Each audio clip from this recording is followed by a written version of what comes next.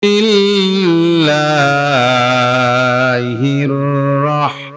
Rahmanir Rahim.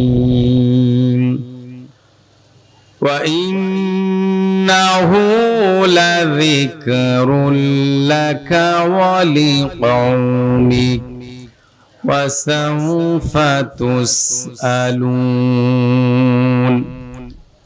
Wa qala ta'ala في شان حبيبي إن الله وملائكته يصلون على النبي يا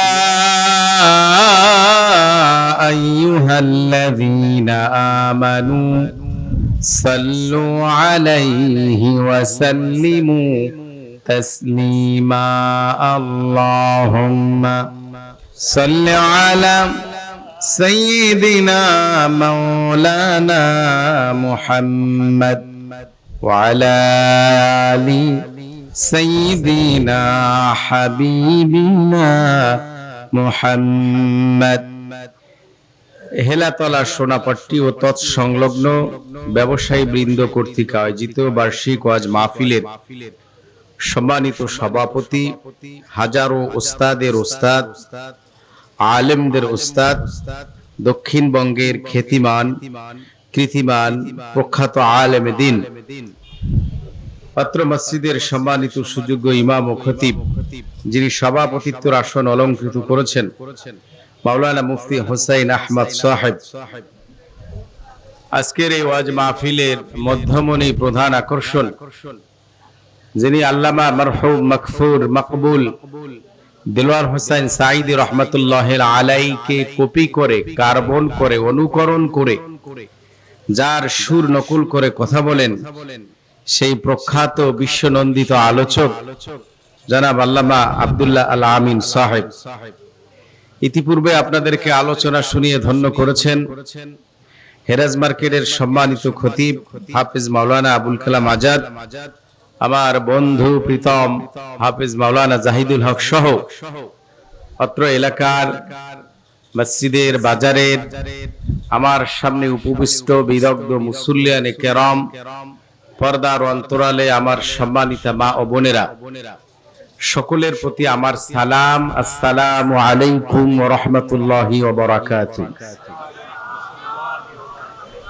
আল্লাহ রাব্বুল ইজ্জাত ওয়াল জালালের দরবারে অসংখ্য অগণিত অজস্র শুকরিয়া জ্ঞাপন করছি, কৃতজ্ঞতা প্রকাশ করছি, যিনি আমাদেরকে সার্বিকভাবে সুস্থ রেখে, ভালো রেখে এই কোরআনের জলসায়, আলোচনায় আসার মতো, বসার মতো, যিনি মনের পরিবর্তন করে দিয়েছেন, কোরআনের প্রতি হৃদয়কে আকর্ষিত করেছেন, মোহিত করেছেন, সে মহান মুনিবের দরবারে শুকরিয়া জ্ঞাপন করছি। সকলেই বলুন আলহামদুলিল্লাহ।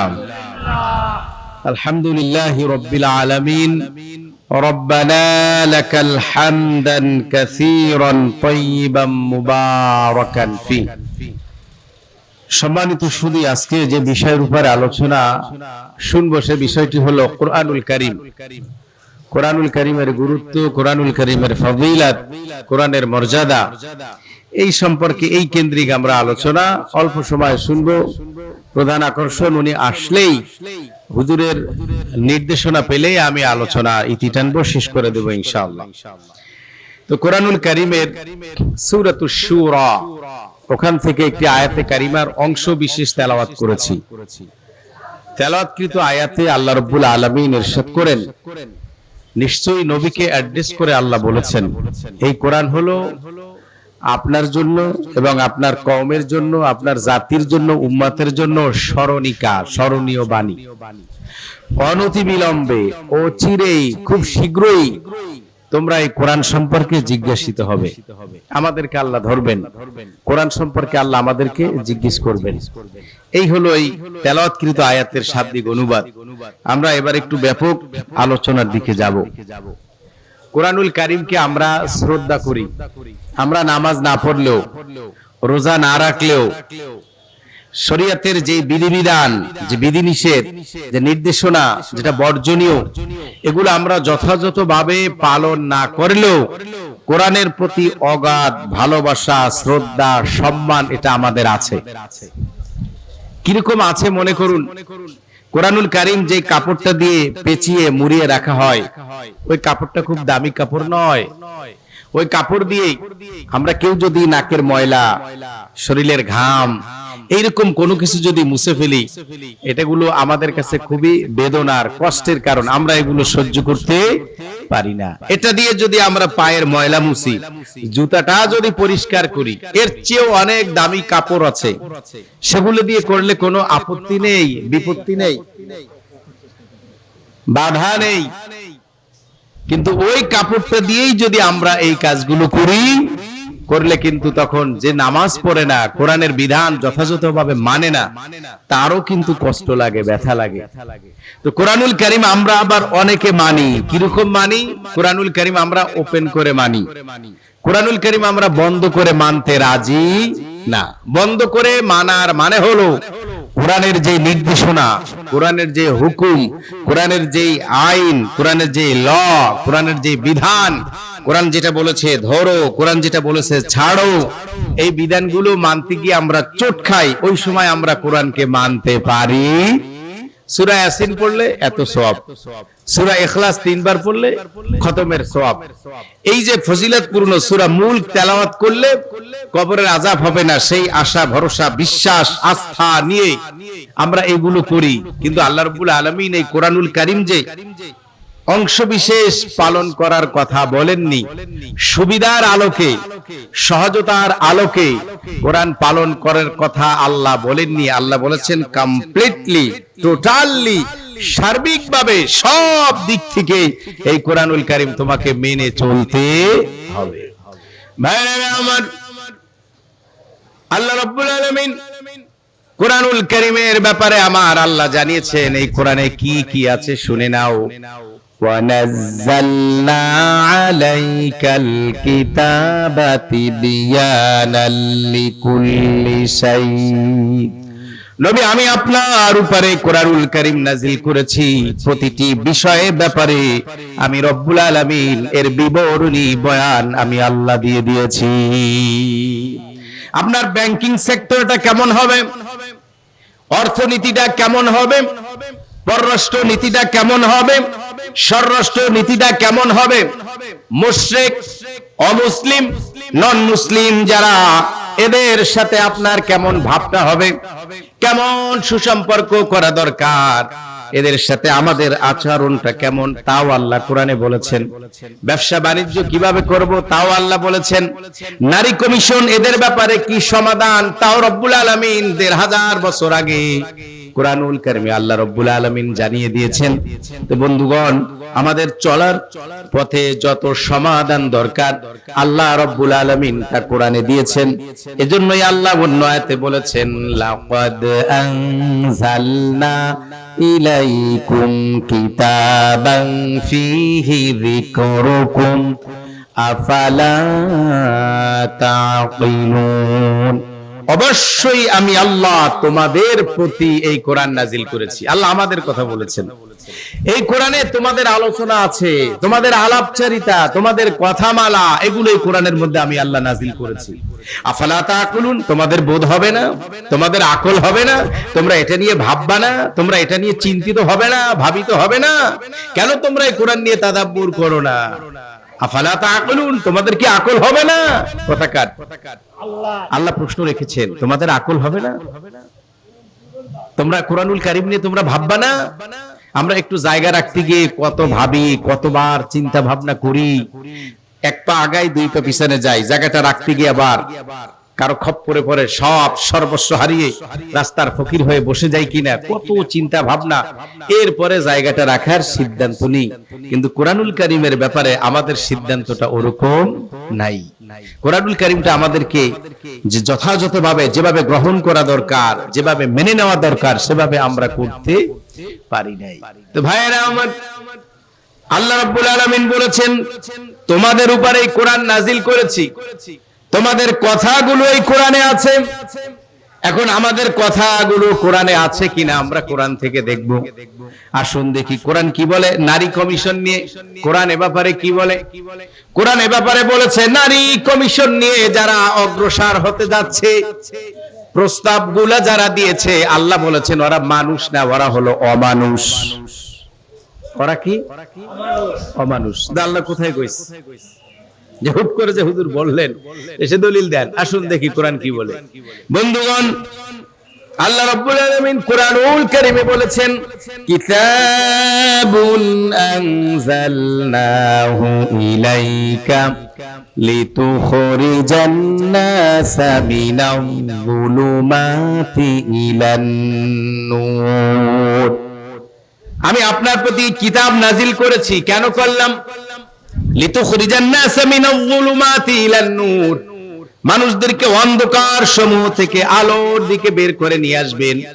এজন্য মানুষদেরকে নিয়ে আসবেন। আল্লাহ রাব্বুল আলামিন বলেছেন যারা মানুষ তারা এই কোরআনের ডাকায় তারা রেসপন্স করবে, তারা সাড়া দিবে।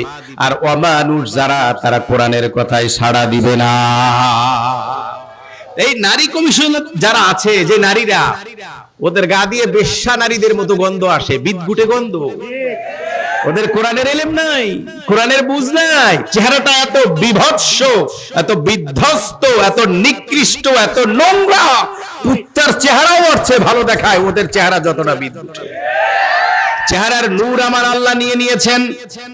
কেন নিলেন? কারণ এই কোরআনের সাথে সখ্যতা নাই। কোরআন এদের ভাগ্য খুলে দেয়নি, অথচ আমার আল্লাহ জানিয়েছেন মা আনজালনা আলাইকাল কুরআনা লিতাশকা। কোরআন তো এই কারণে নাজিল করিনি যে আপনাকে ভাগ্যাহত করবে। কোরআন নাজিল করেছে আপনার ভাগ্যকে সুপ্রসন্ন করবে, আপনার কপাল খুলে যাবে, আপনি জিরো থাকলে হিরো হয়ে যাবেন। যেমন হিরো হয়েছিলেন হযরত ওমর রাদিয়াল্লাহু তাআলা আনহু। ওমর রাদিয়াল্লাহু তাআলা আনহু আকস্মাত হঠাৎ করে কাফেলার সাথে চলছিলেন, হঠাৎ করে তিনি কান্না করলেন। তার সতীর্থ যারা ছিলেন তারা জিজ্ঞেস করলেন, ওমর আমিরুল মুমিনিন, কোনো কথা নাই, কিছুই নেই, হঠাৎ করে আপনি এইভাবে কান্না করছেন, কারণ কি, রহস্য কি? হযরত ওমর জবাব দিলেন যে কুন্না আদিল্লা, যে দেখো আমরা ছিলাম পথভ্রষ্ট, আমরা ছিলাম গোমরা, আমরা ছিলাম পথহারা, দিশেহারা। কিন্তু আল্লাহর নবীর উপর অবতারিত মহাগ্রন্থ আল কোরআন তানজিলাম মিম্মান খালাকাল আরদা ওয়াস সামাওয়াতিল আউলা, আল্লাহর পক্ষ থেকে যে এই কোরআন আল্লাহ নাযিল করেছেন, এই কোরআনের সংস্পর্শে এসে, কোরআনের সান্নিধ্যে এসে আমি ওমর জিরো থেকে হিরো হয়েছি। আল্লাহ রাব্বুল আলামিন আমার স্ট্যাটাস, আমার মর্যাদা, আমার সম্মান এতটা বৃদ্ধি করেছেন। আমার বাবা শৈশবকালে আমাকে বলেছিলেন তুই নিষ্কর্মা, তুই অকর্মা, তোর দিয়ে কোনো কাজ হবে না। কেন বলেছিলেন? কারণ আমার বাবা আমাকে উটের লাগাম ধরিয়ে দিয়েছিলেন। ধরিয়ে দিয়ে এরপরে বলেছিলেন উটটা নিয়ে বাড়িতে যাও। এই উটটাকে টেনে নিয়ে আমাকে যে বাড়িকে যেতে হবে, এই বোধ, এই আকল, এই বুদ্ধি, এই জ্ঞানটা আমি ওমরের মধ্যে ছিল না। এজন্য আমার বাবা আমাকে বলেছিলেন তুমি নিষ্কর্মা, তুমি অকর্মা, তুমি নির্বোধ, তুমি অর্বাচীন, তোমার দিয়ে কোনো কাজ হবে না। তা আজকে আমি ওমর ভাবি যে আল্লাহ রাব্বুল আলামিন ছিলাম কোথায় আর আল্লাহ আনলেন কোথায়, তাও আল্লাহ কোরআনে বলেছেন। ভাইরা আমার, আল্লাহর ভাষায় শুনুন, আওয়ামান কানা মাইতান ফাআহয়াইনাহু وجعلنا له نورا يمشي به في الناس كمن مثله في الظلمات ليس بخارج منها। আল্লাহ রাব্বুল আলামিন আবু জাহেল আর ওমর এই দুইজনকে দিয়ে আল্লাহ উপমা দিচ্ছেন যে শোনো, আওয়ামান কানা মাইতা ফাহইয়াইনাহু, একজন মানুষ মৃত, আমি তাকে প্রাণবন্ত করলাম, আমি তাকে জীবন্ত করলাম। আরেকজন মানুষ যে মরা অন্ধকারের মধ্যে হাবুডুবু খাচ্ছে, এক থেকে আমি একজনকে বের করে নিয়ে এসেছি, আমি তাকে জীবন্ত করেছি, হায়াত দিয়েছি, আমি তাকে নূর দিয়েছি, আলো দিয়েছি, কোরআন দিয়েছি, সেই আলো দিয়ে কোরআন দিয়ে সে পথ চলে। আরেকজনকে আমি কোরআনের হেদায়েত দেইনি, অন্ধকার সমূহের মধ্যে সে হাবুডুবু খায়। তোমরা বলো দুইজনের মধ্যে কি সেরা? আল্লাহ প্রশ্ন রেখেছেন, সেরা হলেন হযরত ওমর। আল্লাহ রাব্বুল আলামিন তাকে কোরআনের নূর দিয়েছিলেন, ওয়াজআলনা লাহু নূরা ইয়ামশি বিহি ফিন নাস কামা মাসালুহু ফিয-যুলুমাতি লাইসা বিখারিজিম মিনহা। তো ভাইরা আমার, যেই কথা বলছিলাম, অমানুষ যারা তারা এই নারী কমিশন নিয়ে কথাগুলো বলে, প্রস্তাবনাগুলো দিয়েছে, ধারাগুলো উত্থাপন করেছে, মানুষ যারা তারা কখনো এই ধারাগুলো দিতে পারে না। এটা কি মানুষের চরিত্র? তো কথা বলুন, এটা কি মানুষের চরিত্র? না, মানুষের চরিত্র নয়। কেন? কারণ আল্লাহ অন্য আয়াতে জানিয়েছেন অমানুষদের অবস্থাটা কেমন। মানুষের রূপ হলে, অবয়ব হলে মানুষ মানুষ হতে পারে না। মানুষ পশুর চেয়ে নিকৃষ্ট হতে পারে, শয়তানের চেয়েও জঘন্য হতে পারে মানুষ কর্মের কারণে। আল্লাহ রাব্বুল আলামিন তাও কোরআনুল কারীমে জানিয়েছেন, শয়তান মানুষকে এসে ওয়াসওয়াসা দেয়। শয়তান আমাদের দেশে এই নারীবাদীরা, তথাকথিত এই নিকৃষ্ট, জঘন্য, বেহায়া, নির্লজ্জ, বেশরম এই নারীরা যারা এই কমিশনের পক্ষে কথাগুলো বলছে, ধারাগুলো যারা উত্থাপন করছে, বিল পাস করার জন্য যারা চেষ্টিত হচ্ছে, নারীদের ব্যাপারে আল্লাহ রাব্বুল আলামিন বলেছেন। তো বন্ধুগণ, কি বলেছেন আল্লাহ রাব্বুল আলামিন? আল্লাহ রাব্বুল আলামিন জানিয়েছেন এদের ব্যাপারে, এরা হলো পশুর চেয়েও নিকৃষ্ট, এরা হলো জানোয়ারের চেয়েও নিকৃষ্ট। আল্লাহর ভাষায় যে আমি রব্বুল আলামিন জিন ও ইনসানের জন্য জাহান্নাম রেডি করে রেখেছি। আমি আল্লাহ তাদেরকে শ্রবণ করার মতো যোগ্যতা দিয়েছি, তারা শুনে না। দর্শন করার মতো, দেখার মতো ক্ষমতা আমি তাদের দিয়েছি, তারা দেখে না। হৃদয় দিয়ে অনুধাবন করার মতো, বোঝার মতো শক্তি আমি তাদের দিয়েছি, তারা অনুধাবন করার চেষ্টা করে না। আল্লাহ বলেছেন এরা হলো জানোয়ারের মতো। এরপরে আল্লাহ বলেছেন শুধু জানোয়ারই নয়, এরা হলো জানোয়ারের চেয়েও নিকৃষ্ট। জানোয়ারের চেয়েও কি? এখন যেই ধারাগুলো তারা দিল, এই ধারাগুলো তো কোরআনের সাথে যায় না, বরং কোরআনের উল্টা। এটা সাংঘর্ষিক, কোরআনের সাথে যুদ্ধ বাঁধিয়ে দেয় এরকম কিছু ধারা। একটি ধারা কি? আল্লাহ, কষ্ট হচ্ছে আপনাদের? মেহমান চলে এসেছে, উনি আসলে আমি ছেড়ে দেব। আল্লাহ রাব্বুল আলামিন তার বিধান, বিধানটা কি? বিধান হলো একজন ভাই, দুইজন বোন, সমান সমান মিরাস, বাবার রেখে যাওয়া সম্পদ, মার রেখে যাওয়া সম্পদ, এটা ভাই বোনের বন্টন। এই নীতি, এই নির্দেশ, এই ফয়সালা কার? আল্লাহ রাব্বুল আলামিনের। তো এটা হলো আল্লাহর ফয়সালা। এই ফয়সালাটা বুঝার জন্য আরেকটি ঘটনা আমরা শুনি। হযরত আলী রাদিয়াল্লাহু তাআলা আনহু, তার জামানায় দুই মা হাজির হলেন। দোনো মার দাবি একজনের পুত্র সন্তান আর একজনের কন্যা সন্তান। এখন দোনো মা দাবি করছে যে এই ছেলেটা আমার। আলী রাদিয়াল্লাহু তাআলা আনহু তিনি তখন চিফ জাস্টিস, তিনি দোনো মাকে ডেকে পাঠালেন। এরপরে দোনো মায়ের থেকে, তাদের স্তন থেকে দুধ নেওয়া হলো। দুধ পাতার উপরে অথবা একটি পাত্রের মধ্যে রাখা হলো। রাখার পরে মাথা থেকে উকুন অথবা অন্য কোনো পোকা, এগুলো ওই দুধের মধ্যে ছেড়ে দেওয়া হলো। ছেড়ে দেওয়ার পরে একটি উকুন অনায়াসে দুধ ভেদ করে এই প্রান্ত থেকে অপর প্রান্তে সে আসতে সক্ষম হলো। আরেকটি উকুন ওই ভিতরেই মারা গেল, সে আর আসতে পারলো না। হযরত আলী রাদিয়াল্লাহু তাআলা আনহু এই দুই মায়ের দুধ দেখে তিনি রায় দিলেন, ফয়সালা দিলেন যে এই ছেলের মা হলেন ইনি, আর এই মা হলেন মেয়ের মা। তো জনগণ যারা ছিলেন তারা ধরলেন যে আলী, আপনি এই রায়টা কিভাবে দিলেন? কিসের ভিত্তিতে আপনার এই সিউরিটি, এই নিশ্চয়তা, এটা আমাদের একটু খোলাসা করুন। তো ভাইরা আমার, আলী রাদিয়াল্লাহু তাআলা আনহু তিনি তখন বললেন, দেখো আল্লাহ রাব্বুল আলামিনের নিজাম, আমার আল্লাহর ফয়সালা, আমার আল্লাহ জানিয়েছেন ইউসিকুমুল্লাহু ফি আওলাদিকুম লিযযাকারি মিসলু হাযিল উনসায়াইন। আল্লাহ তোমাদের নির্দেশ দিচ্ছেন মিরাসের ব্যাপারে, এক ভাই সমান দুই বোন সম্পত্তি। আমি এই দুধের মধ্যে যে গবেষণা আমি চালিয়েছি, যেই উকুনটা বেরিয়ে আসতে সক্ষম হয়নি, ভেদ করতে পারেনি, ওই দুধটার ঘনত্ব আল্লাহ খুব বেশি করে দিয়েছেন, কারণ ওটা হলো ছেলের মায়ের দুধ, আর ছেলে বেশি খাবে। এটা আল্লাহ জন্মলগ্ন থেকেই আল্লাহ ছেলের রেজেক বেশি দিয়েছে। এই জন্য তার মায়ের দুধটা ঘন, আর মেয়ে কম খাবে, মেয়ের মায়ের দুধটা পাতলা। এই জন্য এটা হলো মেয়ের মা, এটা হলো ছেলের মা। তিনি বের করলেন কি দিয়ে? কোরআন দিয়ে। কোন আয়াত দিয়ে? কোরআনের সূত্র, যে আল্লাহ রাব্বুল আলামিন বলেছেন এক ভাই সমান দুই বোন, তার মানে ডাবল, তো ভাইয়ের দুধটাও ওরকম ঘনত্ব, এটা খুব বেশি হবে। এইভাবে গবেষণা করে বের করে সমাধান করে দিলেন। বিধানটা হলো আল্লাহর, যে এক ভাই সমান দুই বোন নেবেন। এখন এর পিছনে হাদিস দিয়ে, কোরআনের অন্য আয়াত দিয়ে অনেক যুক্তি দাঁড় করানো যাবে। মেয়েদেরকে বিভিন্ন ভাবে যে তাদেরকে সম্মানিত করা হয়েছে, সম্পদ দেওয়া হয়েছে, বিভিন্ন ভাবে ব্যাখ্যা দেওয়া যাবে। অত শত ব্যাখ্যা দরকার নাই। আমরা গোলাম কার? বাস বিধান আল্লাহর, এটা বুঝি আর নাই বুঝি, আমার গবেষণা, আমার যোগ্যতা, আমার এলেম, আমার দক্ষতা কি বলে না বলে ওটা দরকার নেই।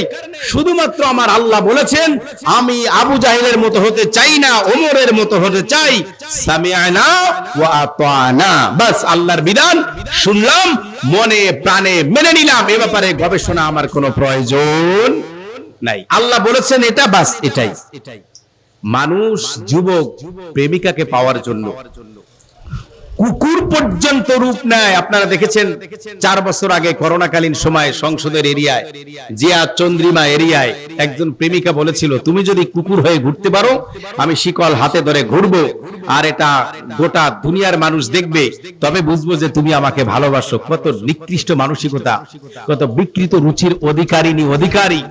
তো ঠিক ওই মানব রূপী পশুটা ও কুকুরের রূপ নিল, যে আমার গলায় শিকল। আপনাদের মনে আছে কিনা এটা আমি জানি না, দেখেছেন কিনা, এটা ফেসবুকে, চ্যানেলে, বিভিন্ন মিডিয়াতে এগুলো ব্রডকাস্ট করেছে, তারা দেখিয়েছে। তাদের অবস্থা ছিল, ওই যুবকটার মেয়েটাকে পাওয়ার জন্য কুকুর পর্যন্ত রূপ নিল, কুত্তা হলো, হামাগুড়ি দিয়ে হাঁটলো একজন মেয়েকে পাওয়ার জন্য। যেই মেয়ের বৈশিষ্ট্য কি? মুখ থেকে বিদঘুটে গন্ধ। যেই মেয়ের বৈশিষ্ট্য কি?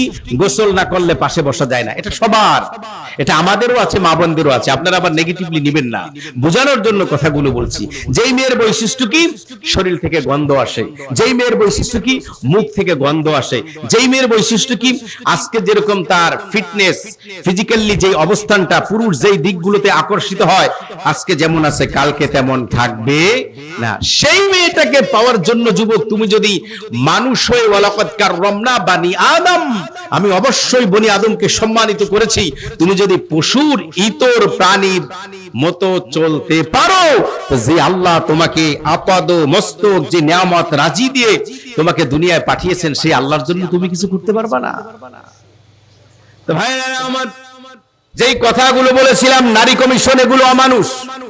শুধু অমানুষই নয়, এগুলো হলো বেঈমান। এগুলো কি? একটা বেঈমান কথা বলতে আর ওজন থাকা লাগে। মানুষকে হুটহাট করে বেঈমান করা এত সহজ ব্যাপার। বেঈমান হলো কোত্থেকে? একটু আগে এই যে কোরআনের আয়াতের কথাটা বললাম, এই বিধানটা কার? আল্লাহর। আল্লাহর দেয়া বিধান যদি কেউ অস্বীকার নয়, শুধু একটু ইগনোর করে, একটু নেগলেন্সি মনোভাব, একটু অপছন্দ, আল্লাহর এইটা কেমন জানো, এই যে এটা কেমন যেন, এই চিন্তা কল্পনা কারো মধ্যে যদি তৈরি হয়, তার কোনো আমল থাকে?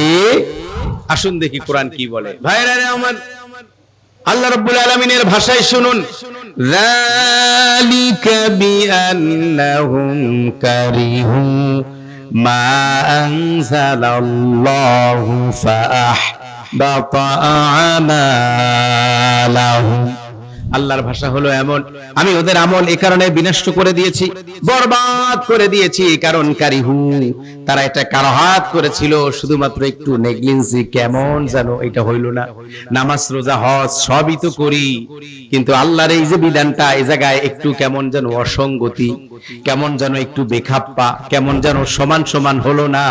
এমনি সবই ঠিক আছে, আল্লাহর কোনো বিধান নয়, শুধু কোরআনের একটি হরফের ব্যাপারও যদি কারণ এমন মানসিকতা থাকে, তার আর ঈমান থাকবে না, তা যেখানে ডাইরেক্ট আল্লাহর বিধান, ঈমানকে, এই বিধানকে যারা বৃদ্ধাঙ্গুল প্রদর্শন করেছে, বৈধ সম্পর্ক হালালকে যারা হারাম বানিয়েছে, স্বামী স্ত্রী, স্ত্রী সুলভ আচরণ করবে, স্বামী সুলভ আচরণ করবে, এটাই দাবি, এটাই বাস্তবতা, এটাই লজিক্যালি বিষয়, কিন্তু সেটাকে বানিয়েছে ধর্ষণ। স্বামী যদি জোর করে স্ত্রীর নির্জন বা তার থেকে যেটা আদায় করার সেটা যদি স্বামী আদায় করে নেয়, এটার নাম তারা করেছে ধর্ষণ, এটা করা যাবে না। অথচ অর্থের বিনিময়ে পর পুরুষকে নিজেকে দেহ দিয়ে দিবে, এটা আবার জায়েজ। তাকে মর্যাদা দাও, কিসের? শ্রমিকের মর্যাদা দাও। আজকে যেই নারীরা এই কথাগুলো বলছে, ওদেরকে এই কাজটা করানো দরকার, যে তোদের তো কোনো চরিত্র নাই, তোদের কোনো সামাজিক কোনো মূল্যবোধ নাই, তোদের কোনো দাম নাই, একটা পশুরও যে দাম আছে তোদেরও সেই দাম নাই। শাহ ওয়ালিউল্লাহ দেহলভী রাহমাতুল্লাহ আলাইহি তিনি একটি বই লিখেছেন, সেই বইয়ের মধ্যে কুকুরের প্রাণ আজাইবুল হাইওয়ান, এই প্রাণীদের মধ্যে একটি কুকুর, কেউ যদি আল্লাহর ওলি হতে চায় সেজন্য কুকুরের কাছ থেকে 10টি বৈশিষ্ট্য শিক্ষা জ্ঞান অর্জন করে। তার মধ্যে একটা হলো এরকম যে কুকুর যখন এক এরিয়া থেকে আরেকটি এরিয়ায়, আরেকটি জোনে অনুপ্রবেশ করে, ওই এলাকার কুকুর তারে কিন্তু কোন রকম ছাড় দেয় না। আমাদের দেশে সাদাবাজরা যেমন একজনের হাতে সাদাবাজি ছিল, এটা এখন চেঞ্জ হয়েছে, মুদ্রার এপিট আর ওপিট, এখন আরেকজনে খায়। ঠিক কুকুরের চরিত্রটা ওই রকম, এক এলাকা থেকে আরেক এলাকায় গেলে তারা এটা সহ্য করতে পারে না, তারা এটা ধরে ফেলে। তো ঠিক ধরে ফেললো, ও সর্বোচ্চ সারেন্ডার, ও যদি ওই জায়গায় নত না হয়, নিজেকে দুর্বল পরিচয় না দেয়, তখন সে অন্য কুকুররা তাকে ছাড়বে না। সে যে দুর্বল, সে যে অক্ষম, সে যে গিলটি, অপরাধী, এটা সে জানান দেয় কিভাবে? লেখক লিখেছেন, তার যে পৃষ্ঠদেশ, পিঠের উপরে ভর করে 4 পা উপরের দিকে তুলে এরপরে গড়াগড়ি দেয়, আর ওকে বলায় যে আমি তোমাদের কাছে অ্যাপোলজি করছি, এক্সকিউজ করছি, তোমাদের কাছে আমি মাপ চাই, আমাকে মাফ করে দাও।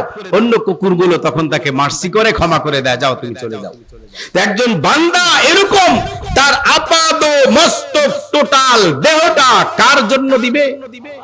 আল্লাহর জন্য। আমার মতামত, আমার চিন্তা, আমার আদর্শ, এমনকি আমার এই 3.5 হাত যে স্ট্রাকচার, আমার এই অবকাঠামোর এখান থেকে অপ্রয়োজনে 1 গাছ লোম পর্যন্ত আমি উপড়ে ফেলতে পারবো না, কারণ আমার এই দেহ আমার নয়, দেহের মালিক হলেন কে?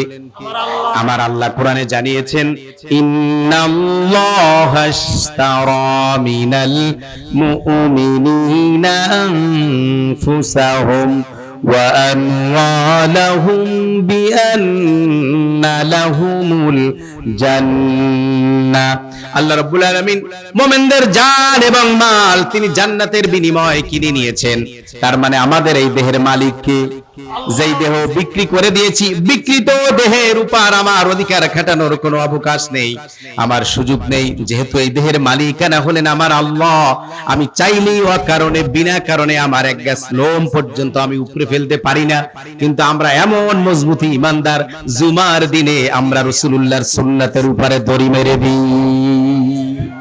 1 গাছ লোম পর্যন্ত অকারণে, বিনা কারণে, যেখানে আমি উপরে ফেলার ক্ষমতা রাখি না, কিন্তু রাসূলুল্লাহর যেই সুন্নাত, দাড়ি রাখা রাসূল রেখেছেন, রাখা সুন্নাত, রাসূল নির্দেশ দিয়েছেন, এজন্য রাখা ওয়াজিব। আল্লাহ নবী সাল্লাল্লাহু আলাইহি ওয়াসাল্লাম কাটতে নিষেধ করেছেন, এজন্য হারাম। অনাবরত র‍্যান্ডম বিরতিহীন ভাবে একজন দাড়িবিহীন যুবক অনাবরত কবিরা গুনাহে লিপ্ত। তো ভাইরা আমার, আল্লাহ তো আমার দেহ কিনে নিয়েছেন, চাইলে আমি আমার ইচ্ছা মতো খালি ফেলায় আমি কিছু করতে পারি না। তো যেই কথাগুলো বলছিলাম, এদেরকে হুট করে বলে ফেললাম যে এরা বেঈমান। বেঈমান হলো কোন জায়গা থেকে? আল্লাহ রাব্বুল আলামিন যেখানে যে বিধান দিয়েছেন, এবার আরো শক্তভাবে বলি, যারা আল্লাহর দেয়া হারামকে হারাম মনে করে না, রাসূলুল্লাহ তিনিও শারে আল্লাহ, শরীয়ত প্রণেতা, রাসূলুল্লাহর দেয়া বিধানকেও যারা হারামকে হারাম মনে করে না, হালালকে হালাল মনে করে না, ওদের বেঁচে থাকার কোনো অধিকার নাই। আমার আল্লাহ বলেছেন, কাতিলুল্লাযীনা লা ইউমিনুনা বিল্লাহি ওয়ালা বিল ইয়াউমিল আখির ওয়ালা ইউহাররিমুনা মা হাররামাল্লাহু ওয়া রাসূলুহু। আল্লাহ রাব্বুল আলামিনের ভাষা, আল্লাহর নির্দেশ, ওদের মারো, হত্যা করো, খুন করো। আমি আল্লাহ যা হালাল করেছি, আমি আল্লাহ যা হারাম করেছি, আমার নবী যা হালাল করেছেন, হারাম করেছেন, এটা যারা মানবে না, আল্লাহর দেয়া বিধান, ভাই সমান নারী, এই দুই বোন সমান ভাই, এই বিধান কার? এখন এইটা যারা মানা তো দূরের কথা, অন্যকে জোর করে যারা নিজেদের মস্তিষ্ক প্রসূত, নিজেদের খেয়ালিফানা, নিজেদের এলেমের দৈন্য দশা ত্রুটির কারণে যারা মানব রচিত মতবাদ, নিজস্ব মতবাদ, নিজস্ব চিন্তা চেতনা মুসলিমদের উপরে যারা আল্লাহর বিধানকে ভায়োলেট করে, এটাকে অপসারণ করে দূরে সরিয়ে দিয়ে যারা মস্তিষ্ক প্রসূত শয়তানের নির্দেশ মেনে নিয়ে যারা নিজেদের মতো এই কাজগুলো করতে চায়, ওরাও বেঈমান।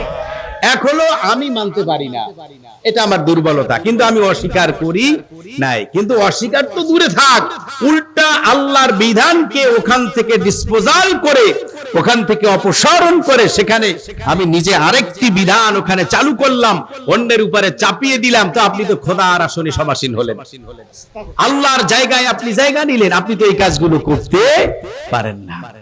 বন্ধুগণ, যেখানে আল্লাহ সরাসরি বিধান দিলেন, তো শয়তান মানুষের কাজগুলো দেখে, নারী কমিশনের এই বেহায়া নির্লজ্জা নারীদের কাজগুলো দেখে আর শয়তানও লজ্জা পায়।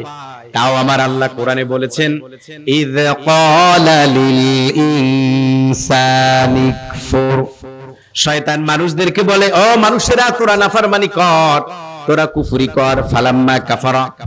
আর শয়তানের নির্দেশে মানুষেরা যখন নাফরমানি শুরু করে দেয়, শয়তান নারী কমিশনের ওই নারীদেরকে বলে, ও নারীরা তোরা আল্লাহর বিধানকে ভায়োলেট করে, আল্লাহর বিধানকে সরিয়ে দিয়ে নারীদেরকে শ্রমিকের নামে যৌনকর্মীর মর্যাদা, যৌনকর্মীদের শ্রমিকের মর্যাদা দেওয়ার নামে আইনের জন্য বাড়াবাড়ি কর, চাপাচাপি কর।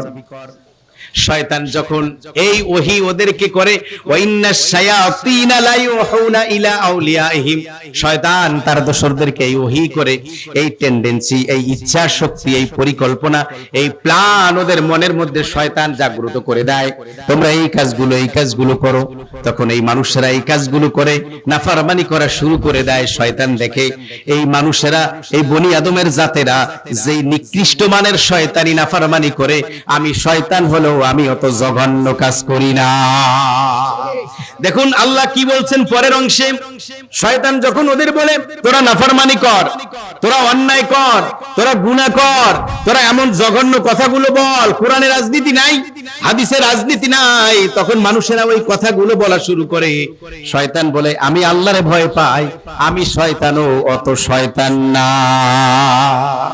আল্লাহর ভাষায় শুনুন, ইন্নী বারিউম মিনকা ইন্নী আখাফুল্লাহ রাব্বাল আলামিন। ইন্নী বারিউম মিনকা, আমি তোমার থেকে ছিন্ন, ভিন্ন, পৃথক, আলাদা, আমি তোমাদের দলভুক্ত নই। কেন? ইন্নী আখাফুল্লাহ, আমি আল্লাহকে ভয় পাই। তাহলে শয়তান আমাদের কর্ম, আমাদের আমল, আমাদের কার্যকলাপ, চিন্তা চেতনা, আদর্শ সবকিছু দেখে শয়তান ভাবে আমিও শয়তান অত খারাপ না। নারী কমিশন এই নারীদেরকে দেখে শয়তান এখন বলে, আমি শয়তান অত জঘন্য না, তোরা যত বড় শয়তানের জায়গায় তোরা এসেছো, এই জায়গায় বসেছো, আমি শয়তান অত জঘন্য কাজ করি না, কারণ আমারও ভয় আছে। কার? শয়তান বলতেছে আমারও আল্লাহর ভয় আছে, কিন্তু আমরা মানুষেরা আল্লাহর ভয়কে জয় করেছি, আমাদের মধ্যে কোনো ভীতি, কোনো আতঙ্ক, কোনো ভয় আমাদের মধ্যে কাজ করে না। তো ভাইরা আমার, বলেছিলাম এই কোরআনের ব্যাপারে আমরা হাসরের ময়দানে জিজ্ঞাসিত হবে, আমরা হব, আল্লাহ আমাদের পাকড়াও করবেন, আল্লাহ আমাদের জিজ্ঞেস করবেন। এই কোরআনুল কারীম আমরা তেলাওয়াত করতে পারি না। আল্লাহ নবী সাল্লাল্লাহু আলাইহি ওয়াসাল্লাম, বন্ধুগণ হাদিসের আবারত বলার সুযোগ নেই, বাংলা বলে যাচ্ছি, আল্লাহ নবী সাল্লাল্লাহু আলাইহি ওয়াসাল্লাম তিনি সাহাবীদের কোরআন শোনাতেন, সাহাবীদের কাছ থেকে তিনি কোরআন শুনতেন। আল্লাহর নবী নির্দেশ দিতেন, চারজন সাহাবীদের কাছ থেকে তোমরা কোরআনুল কারীমের তালিম নেবে। আব্দুল্লাহ ইবনে মাসউদ, মুআজ ইবনুল ইয়ামান, এরপরে হলো আরো যে দুইজন, উবাই ইবনে কাব, এই যে আব্দুল্লাহ ইবনে মাসউদ, উবাই ইবনে কাব, এরপরে মুআজ ইবনুল ইয়ামান, এইরকম চারজন সাহাবীদের কাছ থেকে তোমরা কোরআনুল কারীমের তালিম নিবে। আব্দুল্লাহ ইবনে মাসউদ রাদিয়াল্লাহু তাআলা আনহু তিনি একদিন নামাজের মধ্যে কোরআন তেলাওয়াত করছিলেন। এই অবস্থায় সাহাবীদের বললেন, সাহাবীরা তোমরা কি ঠিক লাওহে মাহফুজে আল্লাহর কাছে কোরআনুল কারীম যেমন ছিল তেমন কি তোমরা কোরআনুল কারীমের তেলাওয়াত শুনতে চাও? বলে হ্যাঁ ইয়া রাসূলুল্লাহ। এই যে দেখো আব্দুল্লাহ ইবনে মাসউদ এই কোরআনুল কারীম তেলাওয়াত করছে, ঠিক আল্লাহর কাছে কোরআনুল কারীম এইভাবেই আল্লাহর কাছে লাওহে মাহফুজে মজবুত ছিল। ভাইরা আমার, আব্দুল্লাহ ইবনে মাসউদ কে আল্লাহ নবী বললেন, ইন্নাল্লাহা আমারানি আন আকরা আলাইকাল কুরআন। ও আব্দুল্লাহ ইবনে মাসউদ, আল্লাহ আমাকে নির্দেশ দিয়েছেন আমি যেন তোমাকে কোরআনুল কারীম তেলাওয়াত শুনাই। তিনি হতভম্ব হলেন, তিনি আশ্চর্য হলেন যে রাসূল বলে কি আল্লাহ নাকি নির্দেশ দিয়েছে রাসূলকে? আমি তো একজন সাহাবী, আমি নাকি আল্লাহর নবী সাল্লাল্লাহু আলাইহি ওয়াসাল্লামের কোরআন তেলাওয়াত শুনবো? আল্লাহ রাসূল বললেন, হ্যাঁ আব্দুল্লাহ ইবনে মাসউদ, আমি কোরআন তেলাওয়াত করছি, তুমি আমার কোরআন তেলাওয়াত শোনো। আল্লাহর নবী কোরআন তেলাওয়াত করা শুরু করলেন। আব্দুল্লাহ ইবনে মাসউদ আল্লাহর নবীর জবান থেকে কোরআন তেলাওয়াত শুনতে লাগলেন। এরপরে উবাই ইবনে কাব রাদিয়াল্লাহু তাআলা আনহু তাকে বললেন, ও উবাই, আল্লাহ রাব্বুল আলামিন তোমার নাম নিয়ে কথা বলেছেন। উবাই ইবনে কাব বললেন, আল্লাহু সাম্মানি ইয়া রাসূলুল্লাহ, ও আল্লাহর রাসূল, আল্লাহ কি আমার নাম নিয়েছেন? বলে হ্যাঁ। আবার জিজ্ঞেস করলেন, আল্লাহ কি আমার নাম নিয়েছেন? হ্যাঁ। আমাদের দেশে এখন প্রধান যিনি আছেন ওনার নাম কি? হ্যাঁ, বলি আবার আপা কইেন না, আপা তো আর নাই। এখন আছে কে? ডক্টর ইউনূস। এখন ডক্টর ইউনূস যদি আপনাকে ফোন দেয় কেমন লাগবে আপনার? লাউড স্পিকার দিয়ে জি ছাড়, জি ছাড়, স্যার বলতে বলতে সব শেষ। এইটা পারলে রেকর্ডিং করে রাখবেন, এটা পারলে সেই সাথে সাথে মুহূর্তে লাইভ করে দিবেন, পারলে এটা বন্ধুদের হোয়াটসঅ্যাপ, ইমো, মেসেঞ্জার, ভাইবার, টাইমলাইন যা আছে সব কিছুতে ছেড়ে দিবেন। কত যে থাম্বনেল, শিরোনাম, কত কিছু করবেন।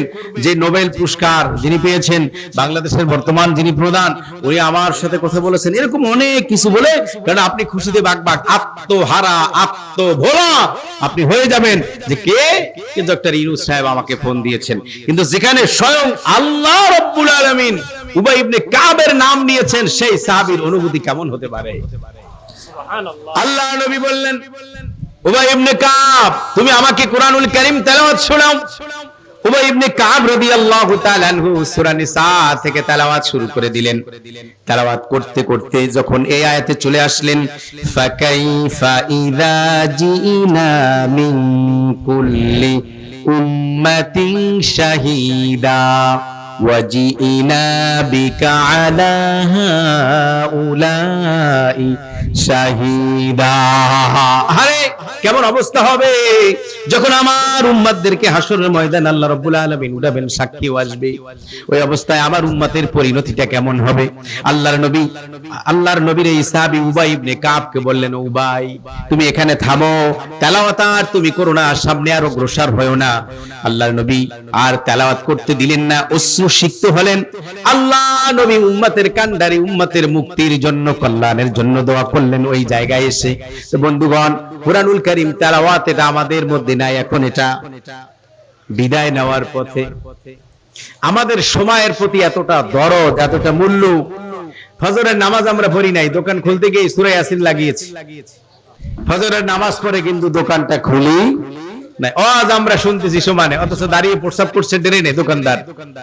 এগুলো তো দেখেছি বলে বলতেছি, এগুলো তার বানোয়াটি না।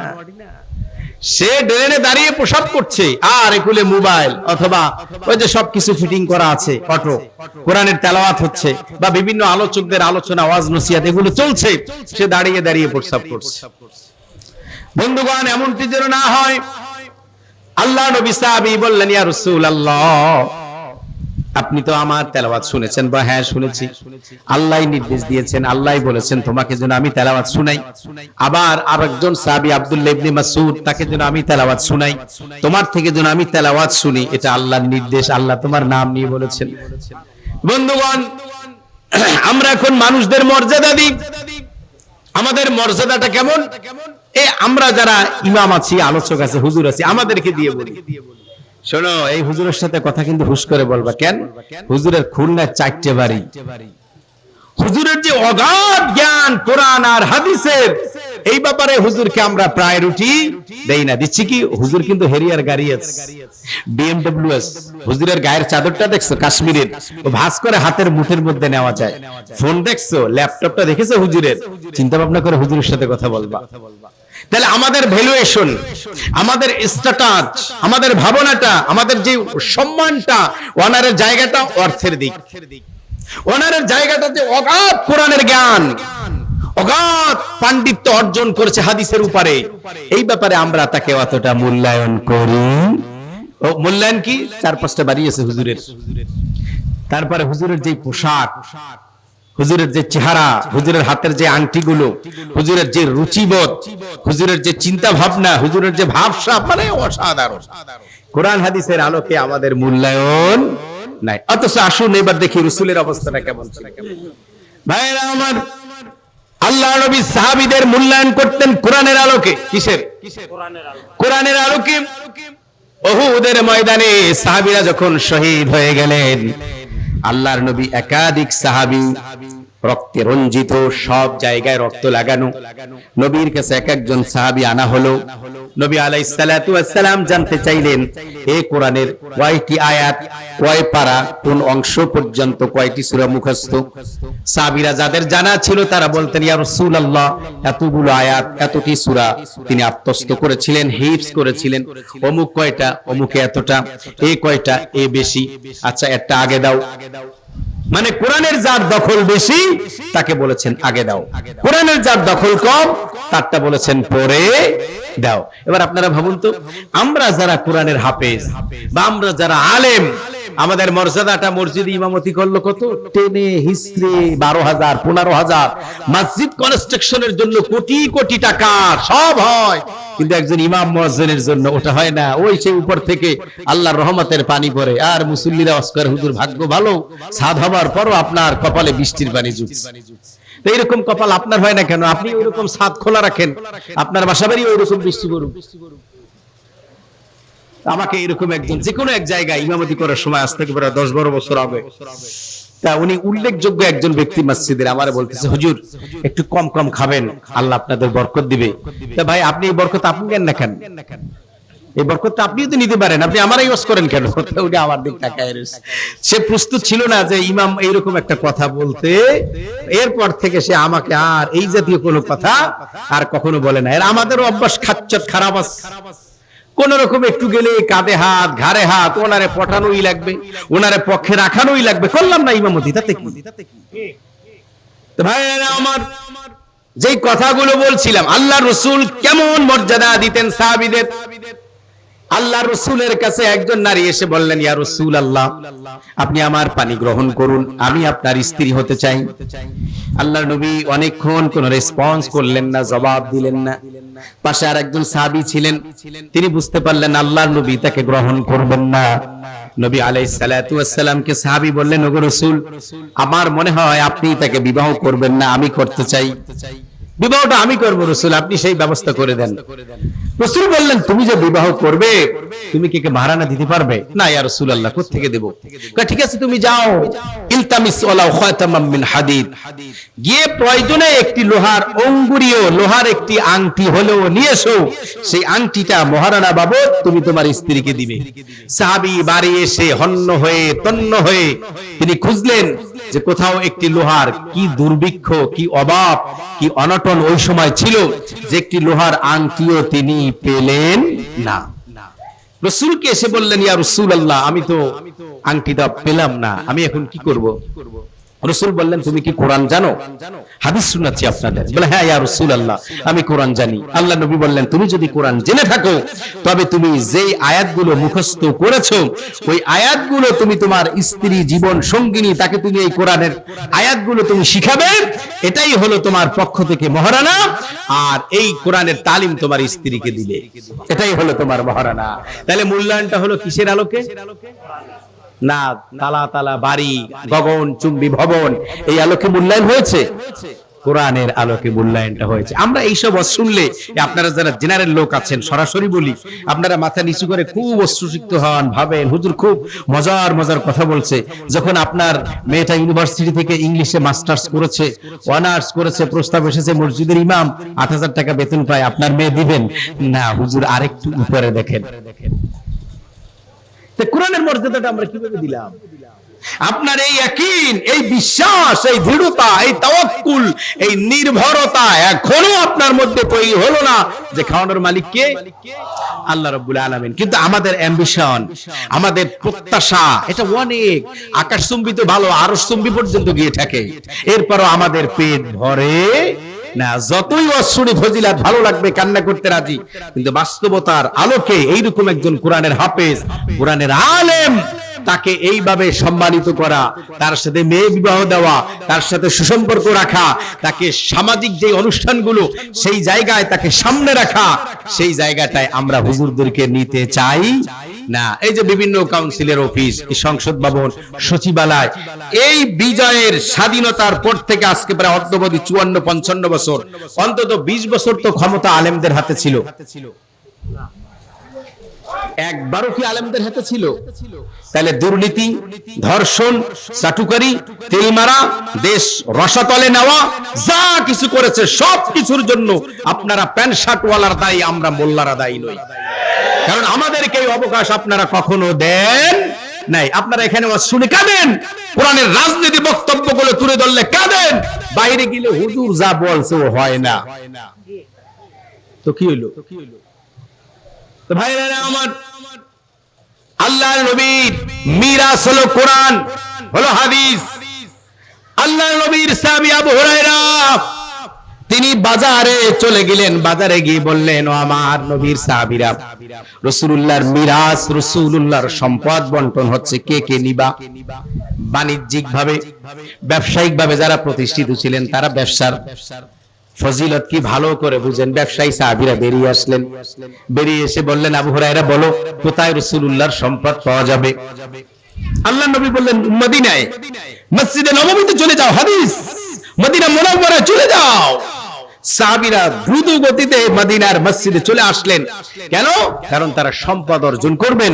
আবু হুরায়রা বলেছেন যে মিরাজ পাওয়া যাচ্ছে রাসূলের, যাও যাও, কে কে নিবা? সবাই আসলেন, কিন্তু আবু হুরায়রা এই কথা বলে তিনি নাসরবান্দা জায়গায় দাঁড়িয়েছিলেন, ওখান থেকে একটু নড়াচড়া করেন নাই।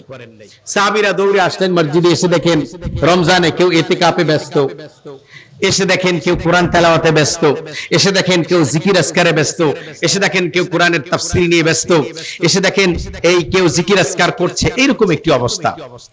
দেখে থেকে ঘুরে ফিরে কই সম্পদ তো পাওয়া গেল না। দৌড়ে সব ব্যবসায়ীরা আবু হুরায়রার কাছে চলে আসলেন, এসে বললেন, আবু হুরায়রা কই কিছুই তো পাইলাম না, তুমি কি বললা? তোমরা কি দেখেছো? ওখানের যেই চিত্রটা তোমরা দর্শন করেছো, দুই নয়নে দেখেছো, সেটা তোমরা বলো, কি দেখেছো? আমরা দেখেছি ওখানে কেউ ইতিকাফে আছে, কেউ কোরআন তেলাওয়াতরত, কেউ জিকির আজকারে আছে, কেউ কোরআনের আলোচনা করছে, এই মাজলিস কায়েম করেছে, এই রকম ভাবে আমরাই দেখেছি। রাসূলুল্লাহর সাহাবীরা শোনো, এটাই হলো রাসূলুল্লাহর মিরাস, এটাই হলো নবী করিম সাল্লাল্লাহু আলাইহি ওয়াসাল্লামের সম্পদ। তোমরা এটাই দেখে এসেছো, এই ইতিকাফ, এই কোরআন তেলাওয়াত, কোরআনের জিকির আজকার, এই যে আমলগুলো দেখেছো, এটাই হলো রাসূলুল্লাহর সম্পদ। এজন্যই আমি তোমাদেরকে ব্যবসা বাণিজ্য কম করে রমজানের মসজিদে পাঠিয়েছিলাম, রাসূলুল্লাহর মিরাজ যেন তোমরা ভাগীদার হতে পারো।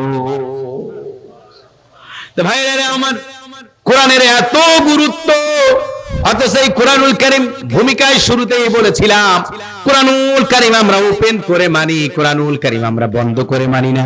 কোরআনুল কারীম যখন বন্ধ করে মানতে যাব, তখন আর সাদাবাজি করা যাবে না। কোরআনুল কারীম যখন আমরা বন্ধ করে মানতে যাব, তখন আর পরনারীর দিকে, কামাতুর অবস্থায় তাদের সংবেদনশীল আবেদনময় অর্গানগুলোর দিকে আর দৃষ্টি দেওয়া যাবে না। কোরআনুল কারীম যখন আমি মেনে নেব, প্রতিবেশী যিনি আছেন তার জায়গা কমানো যাবে না।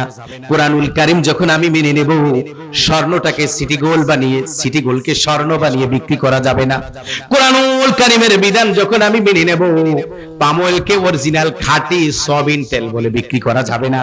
পেট্রোল ঢুকিয়ে দিয়ে, জ্বালানি এইগুলো ঢুকিয়ে দিয়ে মিক্স করে সরিষার তেল বলে বিক্রি করা যাবে না।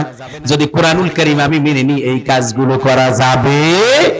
এই জন্য আমরা কোরআনুল কারীম মানতে পারি না। আর আল্লাহ বলেছেন কোরআনুল কারীম পরিপূর্ণভাবেই তোমরা মানো, মেনে চলো। বন্ধুগণ, শুধু তাই নয়, আল্লাহ নবী বলেছেন যারা কোরআনুল কারীমের মাজলিসে বসে, আপনারা যারা বসেছেন, অন্তত এতক্ষণে আমরা মিনিমাম 50-60টা আয়াতের আলোচনা শুনেছি, ঠিক না? হাদিসের বাংলা অনুবাদগুলো শুনেছি। নবী করিম সাল্লাল্লাহু আলাইহি ওয়াসাল্লাম আরকিক নামক একটি বাজার, আরো একটি বাজার, দুটো বাজারের কথা বললেন। মদিনায় এসে সাহাবীদের বললেন, মসজিদে নববীতে, ও সাহাবীরা, তোমরা কি হৃষ্ট পুষ্ট খুব উট, এরকম একটি উট সদকা করলে যেই সওয়াব হয়, এরকম সওয়াব কি তোমরা অর্জন করতে চাও? সাহাবীরা সমস্বরে জবাব দিলেন, হ্যাঁ ইয়া রাসূলুল্লাহ, আমরা এরকম সওয়াব অর্জন করতে চাই। রাসূল বললেন, তো তোমরা একটা আয়াত মুখস্থ করো, একটি আয়াতের তালিম, তারবিয়াত, শিক্ষা, এটা তোমরা শেখো, তবেই আল্লাহ রাব্বুল আলামিন তোমাদের আমলনামায় এইরকম একটি হৃষ্টপুষ্ট উট কিনে আল্লাহর রাস্তায় সদকা করে দিলে, দান করে দিলে, যেই সওয়াব হবে আল্লাহ তোমাদের আমলনামায় সেই সওয়াব দিয়ে দিবে। তো ভাইরা আমার, আল্লাহর নবীর সাহাবীরা বললেন, ইয়া রাসূলুল্লাহ, যদি আমি দুইটি আয়াত যদি আমি শিখি। আল্লাহ নবী বললেন, দুইটি আয়াতের তুমি এইরকম দুইটি উট আল্লাহর রাস্তায় সদকা করার সওয়াব পেয়ে যাবে। সাহাবী আরেকজন বললেন, যদি তিনটি করি। নবী বললেন, তিনটি। এরপরে নবী আর সুযোগ দিলেন না, এক কথায় সব বলে দিলেন, এইভাবে তোমরা 40-50 যে যত পারো শিখবে। যদি 50টি আয়াত এইভাবে তোমরা শিখো, জানো, তবে আল্লাহ তোমাদের আমলনামায় 50টি হৃষ্ট পুষ্ট হেলদি উট আল্লাহর রাস্তায় দান করার যেই সওয়াব, আল্লাহ তোমাদের আমলনামায় সেই সওয়াব দিয়ে দিবে। আল্লাহ তোমাদের আমলনামায় সেই সওয়াব দিয়ে দিবেন। তো ভাইরা আমার, আল্লাহ রাব্বুল আলামিন এই কোরআনুল কারীম আমাদেরকে দিলেন। এখন এই কোরআনুল কারীমের মধ্যে কি আছে? আল্লাহর নবী এর তারিফ করেছেন, আল্লাহর নবী এর সংজ্ঞায়িত করেছেন কোরআনুল কারীমের। কোরআনের সংজ্ঞাটা কেমন আল্লাহর নবীর ভাষায় শুনুন।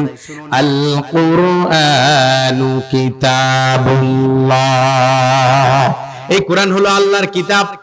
ফীহি নাবাউ মান ক্বাবলাকুম ওয়া খবরু মা বা'দাকুম, এই কোরআনে তোমাদের পূর্ববর্তী জনগোষ্ঠী, জাতি, এদের কি হাল সাল, কি অবস্থা হয়েছিল, আমি রব্বুল আলামিন এটা কোরআনের মাধ্যমে তোমাদেরকে জানিয়েছি।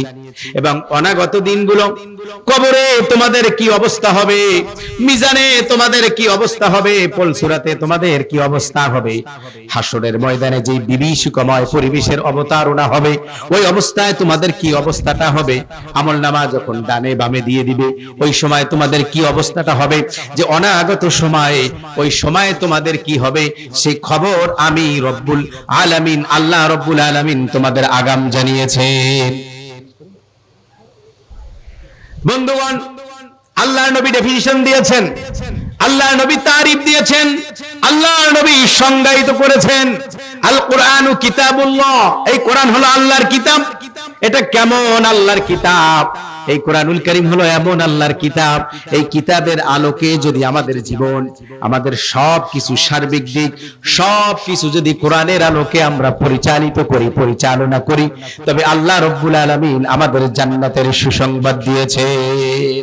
আল্লাহর ভাষায় শুনুন আমার আল্লাহ কি বলেছেন। আল্লাযীনা ইয়াসতামিউনাল কওলা ফায়াত্তাবিউনা আহসানা উলাইকা আল্লাযীনা হাদাহুমুল্লাহ ওয়া উলাইকা হুম উলুল আলবাব। আল্লাহ রাব্বুল আলামিন জানিয়েছেন, যারা কোরআনুল কারীম মনোযোগ দিয়ে যারা কোরআনুল কারীম শুনে, শোনার মধ্যেই সীমাবদ্ধতা নয়, শোনার পরে এটা অনুসরণ করে মেনে চলে, এই দুইটি কাজ যারা করবে, আমি আল্লাহ ওদেরকে দুইটি সফলতা দিয়ে দেব। এক নাম্বার হলো হাদাহুমুল্লাহ, ওদেরকে আমি হেদায়েতের সার্টিফিকেট দিয়ে দিলাম, এবং ওদেরকে আমি উলাইকা হুম উলুল আলবাব, ওরা যে খুব বুদ্ধিমান, ওরা বুদ্ধিজীবী, আমি আল্লাহ ওদেরকে বুদ্ধিজীবীর সার্টিফিকেট দিয়ে দিলাম। আপনি অক্ষর জ্ঞানে মূর্খ হতে পারেন, একাডেমিক যোগ্যতা আপনার না থাকতে পারে, আপনি একজন রিকশাওয়ালা হতে পারেন, আপনি একজন দিন মজুরি হতে পারেন, আপনি একজন শ্রমিক হতে পারেন। যদি আপনি কোরআনুল কারীমের কথাগুলো মনোযোগ দিয়ে শুনেন এবং সেই অনুযায়ী যদি আপনি চর্চা করেন, আল্লাহ বলেছেন আপনি হলেন জ্ঞানী, আপনি হলেন বিচক্ষণ, আপনি হলেন বুদ্ধিজীবী, আপনি হলেন একজন সচেতন, আপনি হলেন হেদায়েত প্রাপ্ত। আল্লাহ আপনার জন্য জান্নাতের সুসংবাদ দিয়েছে। বাশশির ইবাদ, আমার ওই গোলামকে সুসংবাদ দিয়ে দাও, তাকে হেদায়েতের সুসংবাদ দিয়ে দাও, সে একজন বুদ্ধিজীবী, এইরকম বান্দার সুসংবাদ দিয়ে দাও। আল্লাহ সেই কিতাব আমাদেরকে দিয়েছেন। ভাইরা আমার, এই কিতাবে আমাদের আগাম সংবাদগুলো কি আছে? এই কিতাবে আল্লাহ রাব্বুল আলামিন সংবাদ দিয়েছেন আমাদের বারজাখী জীবন, কবরের জীবন কেমন হবে। এই কোরআন আমাদের এই সংবাদ দিয়েছে আমাদের মৃত্যুটা কেমন হবে, ইমানদারের মৃত্যুটা কেমন হবে, বেঈমানের মৃত্যুটা কেমন হবে, তাও আল্লাহ জানিয়েছেন। ইমানদারের মৃত্যু আর বেঈমানের মৃত্যু কেমন হবে আল্লাহ রাব্বুল আলামিন জানিয়েছেন। গাধার সাথে উপমা দিয়েছেন, তুলনা দিয়েছেন, রাসূল ব্যাখ্যা দিয়েছেন। বেঈমান যারা, বেনামাজি যারা, ফাসিক যারা, ওদের মৃত্যুর সময় অবস্থা হবে এমন, গাধা যেরকম বিদঘুটে আওয়াজে চিল্লায়, আওয়াজ করে, সবচেয়ে বিদঘুটে শ্রুতি কটু যেই আওয়াজ সেটা হলো গাধার আওয়াজ। আল্লাহর ভাষায় শুনুন, ইন্না আনকারাল আসওয়াতি লাসাউতুল হামির। সবচেয়ে অপছন্দনীয় যে আওয়াজ, ঘৃণিত যে আওয়াজ, যে ধ্বনি, সেটা হলো গাধার ধ্বনি। তো এই আল্লাহর অপ্রিয় বান্দা, বেনামাজি বান্দা, ওর মৃত্যুটা হবে ওই মৃত্যুর আগে গাধার মতো বিলাপ করবে, চিল্লাবে, আওয়াজ করবে, আত্মীয় স্বজনরাও ঘুমাতে পারবে না, সহ্যের বাইরে চলে যাবে, ধৈর্যের বাঁধ ভেঙে যাবে, সহ্য করতে পারবে না। এইরকম লোকেরা বিলাপ করতে থাকবে, চিল্লাতে থাকবে, যারা আল্লাহর অপ্রিয় বান্দা। তো কোরআন আমাদেরকে এই খবর দিয়েছে এদের জান কেমন কবজ করবে। রব্বুল আলামিন জানিয়েছেন, ওয়ান্নাজিআতি গরকা ওয়ান্নাশিতাতি নাশতা ওয়াসসাবিহাতি সাবহা। আল্লাহ রাব্বুল আলামিন জানিয়েছেন মালাকুল মাউত ইজরিল আলাইহিস সালাতু ওয়াস সালাম, তার সহযোগী যারা, তারা এই পাপিষ্ঠ বান্দার রূহ ধরে এইভাবে টান মারবে, যেভাবে কৃষক যন্ত্র দিয়ে নিড়ানি দেয়, পরগাছাগুলো, আগাছাগুলো পরিষ্কার পরিচ্ছন্ন করে টান মারে। পুকুরে ডুমুরি যারা পুকুরের ভিতর থেকে মাছ ধরে এনে পুকুরের মধ্যে যখন হাবুডুবু খায়, ডুব মারে, মাছের কল্লা গেল না কাটা ছিল এগুলো দেখে না, তাকে ধরতেই হবে, পাকড়াও করতেই হবে, কল্লা যায় যাক, এইভাবে মজবুত করে ধরে। ঠিক মালাকুল মাউত এই ফেরেশতা তার সহযোগী দ্বারা তারাও এইভাবে পাপিষ্ঠ বান্দার রূহ ধরে এইভাবে টানা হেসরা করবে, টেনে টেনে এরপরে রূহটা বের করবে, রূহ আসতে চাবে না।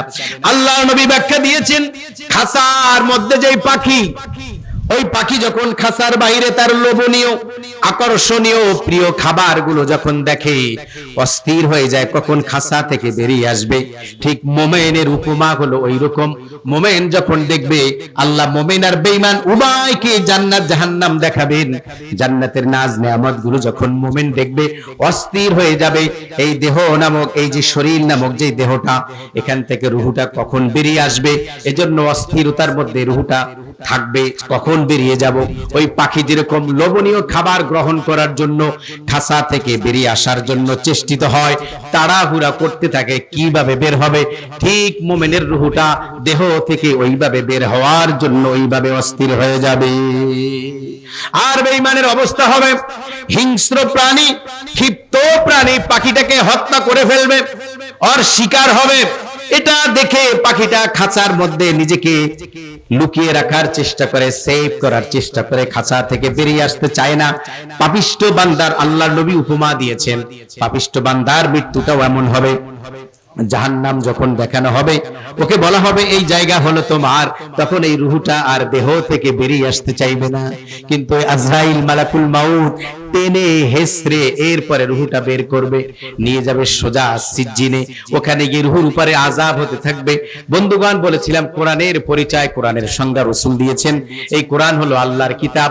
এই কোরআনের মধ্যে রয়েছে অনাগত দিনগুলো তোমাদের কি হবে সেই সংবাদ, সেই মেসেজ, সেই বার্তা রব্বুল আলামিন এই কোরআনুল কারীমে দিয়েছেন। সাবেক দিনগুলোতে, অতীত জীবনে যেই জাতির গুলো কি হয়েছিল, কোন ঘটনা কেমন ঘটেছিল, নাফরমান যারা, বেঈমান যারা, তাদের সাথে রব্বুল আলামিন কেমন আচরণ করেছিলেন সেটাও আল্লাহ রব্বুল আলামিন জানিয়ে দিয়েছেন। তো বন্ধুগণ, আল্লাহ নবী বলেছেন কোরআনটা হলো এমন, এই কোরআনের মধ্যে তোমাদের অতীতের খবরগুলো আছে, এই কোরআনের মধ্যে তোমাদের ভবিষ্যতে কি হবে সেই খবরগুলো আল্লাহ রব্বুল আলামিন এই কোরআনের মধ্যে তোমাদেরকে জানিয়েছেন। আল্লাহ রব্বুল আলামিন আমাদের জানিয়েছেন অতীতের ঘটনা কেমন। নমরুদকে মারার জন্য আমার আল্লাহর কামান লাগে নাই, কি লাগছিল? খুব একটা সবল সুস্থ মশা, কেমন একটা প্রতিবন্ধী অটিস্টিক মশা। আল্লাহ রাব্বুল আলামিন সেই প্রতিবন্ধী মশারে দিয়ে এরপরে কাম করেছিলেন।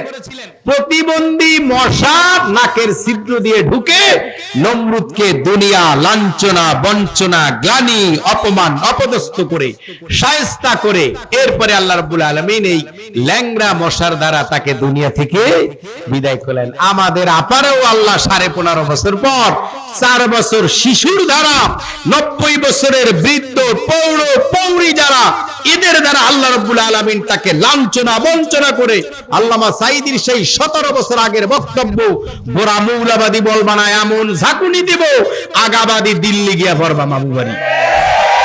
আল্লাহ সেই কথা কবুল করাইছে না?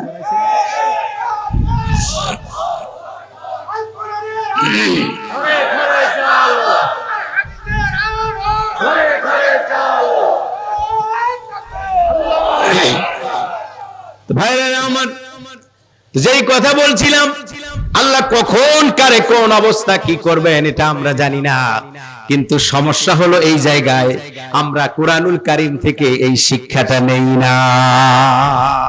ফিহি নাবাউ মান ক্বাবলাকুম, তোমাদের পূর্ববর্তীদের সাথে কি ঘটনা আমি আল্লাহ ঘটিয়েছিলাম, কেমন আচরণ আমি আল্লাহ করেছিলাম, এদের কাকে আমি নন্দিত করেছিলাম, নিন্দিত করেছিলাম, কাকে আমি প্রশংসিত করেছিলাম, কাকে লাঞ্ছিত করেছিলাম। এটা যদি থেকে শিক্ষা নিতে চাও কোরআনের কাছে আসো, কোরআনের ধারণা ধরো, কোরআন থেকে তোমরা তালিম নাও, কোরআন থেকে তোমরা শিক্ষা অর্জন করো। যদি শিক্ষা অর্জন না করো, এটা অন্তত মেমোরিতে রাখো, আপা যে কাজগুলো করেছে, আপা যেই ভাষায় কথাগুলো বলেছে, তুমিও যদি ওই ভাষায় কথা বলো, ওই আচরণ তুমি যদি করো, তোমার দল যদি করে, তোমার মুরিদ যদি করে, ইন্না রাব্বাকা লাবিল মিরসাদ, নিশ্চয়ই আপনার রব ঘাটিতে বসে আছেন, সময় যখন আসবে তখনই তোমার রব ধরে বসবে। কেমন ধরবে? তাও আল্লাহ কোরআনে বলেছেন, সানাস্তাদরিজুহুম মিন হাইথু লা ইয়ালামুন, আকস্মিক ভাবে ধরে ফেলবে যা তারা জানেও না। আপারে তো ধরলো আল্লাহ, এমন ভাবে আপারে ধরলো, আপায় তা বুঝলো না। জনগণের অবস্থা হলো কেমন? ফেরাউনের অবস্থা যেমন হয়েছিল, ফাকুতিয়া দাবিরুল কওমিল্লাযীনা যালামু ওয়ালহামদুলিল্লাহি রাব্বিল আলামিন। জালেম যখন মরে যায় তখন মানুষেরা ইন্না লিল্লাহ বলে না, আলহামদুলিল্লাহ বলে। আপা যখন ভাগলো মানুষেরা তখন আল্লাহর শুকরিয়া আদায় করলো। আমরা দেখেছি বঙ্গভবনে মানুষ সেজদায় পড়েছে, এর চেয়ে শুকরিয়ার নজির আর কি হতে পারে?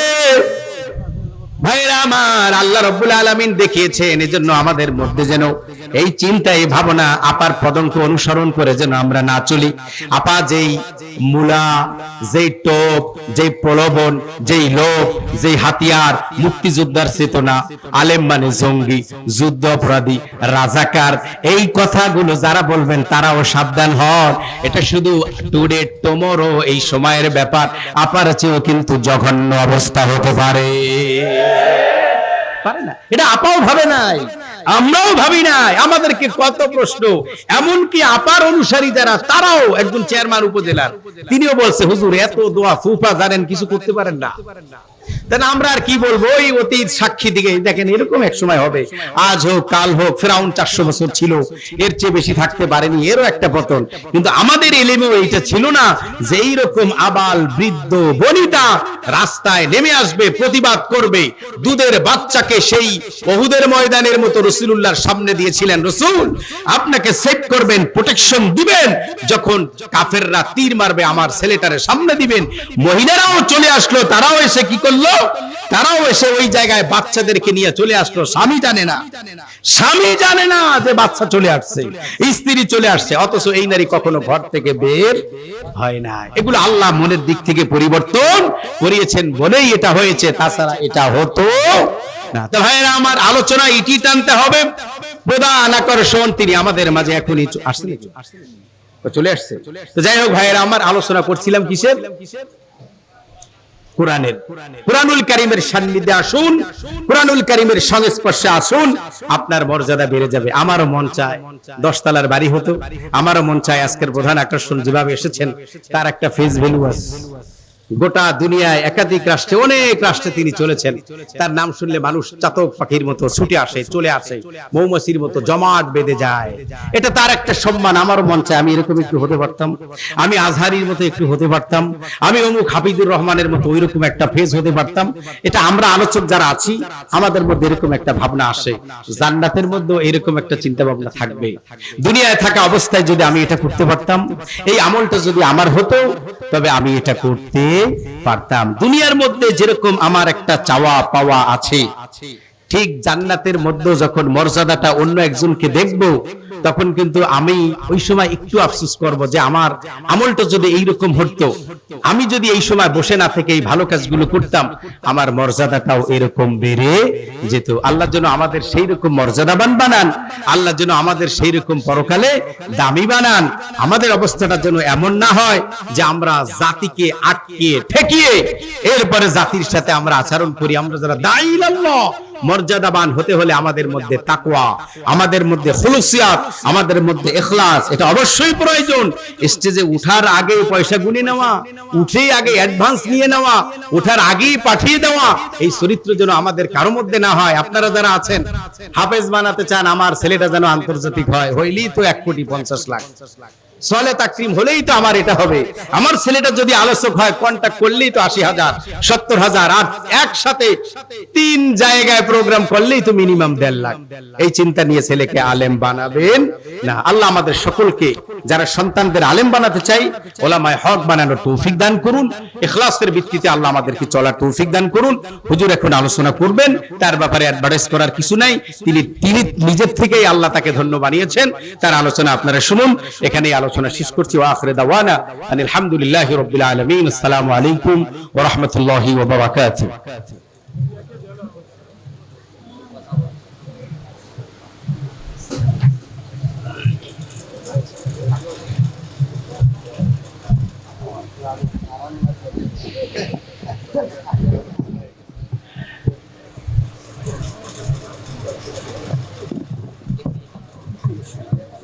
Step mare, step.